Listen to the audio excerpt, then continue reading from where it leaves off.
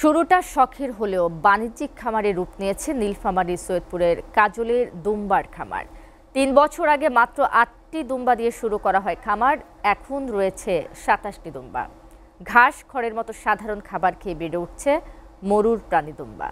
রোগবালাইও হয় না তেমন একটা। আসন্ন কোরবানির ঈদে ৭টি দুম্বা বিক্রির আশা তার। নীলফামারী থেকে মাহবুবুর রহমান মনির প্রতিবেদন। ২০২২ সালে প্রবাসী ভাইয়ের দেয়া ৮টি দুম্বা দিয়ে ছোট্ট পরিসরে খামার শুরু করেন নীলফামারীর সৈয়দপুরের বোতলগাড়ি ইউনিয়নের কাথারিপাড়ার রবিউল ইসলাম কাজল। ৩ বছরের ব্যবধানে খামারে তুর্কীয় আওয়াসি জাতের ২৭টি দুম্বা।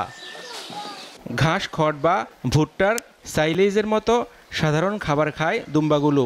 রোগবালাইও নেই তেমন একটা, তাই দুম্বা পালন অনেক সহজ বলছেন খামারি কাজল।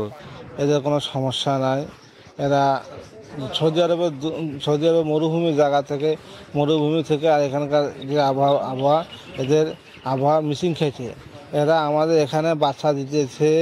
৭-৮ মাসে বাচ্চা দেয়া মা দুম্বা। পূর্ণবয়স্ক দুম্বার ওজন ৫০ থেকে ১০০ কেজি।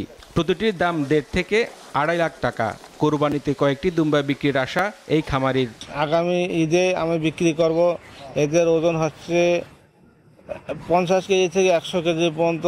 এদের দাম রাখছি ১,৫০,০০০ থেকে ২,৫০,০০০ টাকা পর্যন্ত। সৈয়দপুরের বোতলাগাড়ির কাথারিপাড়ায় এই দুম্বার খামার মানুষের আকর্ষণের কেন্দ্রবিন্দুতে পরিণত হয়েছে খামারটি। ভিনদেশি এই প্রাণী দেখতে ভিড় করেন কৌতূহলী মানুষ। কেউ কেউ উদ্বুদ্ধও হচ্ছেন। এই খামার দেখে আমারও ইচ্ছা করে আমিও কয়েকটা লাগাই। তো এখন আমরা দেখতেছি সবকিছু খাদ্য খেলিয়া এখন খুব সুন্দরই হচ্ছে। লালন পালনের সব ধরনের সহযোগিতা করা হচ্ছে। দেশে বাণিজ্যিকভাবে দুম্বা পালন সম্ভব বলে জানান জেলা পানি সম্পদ কর্মকর্তারা।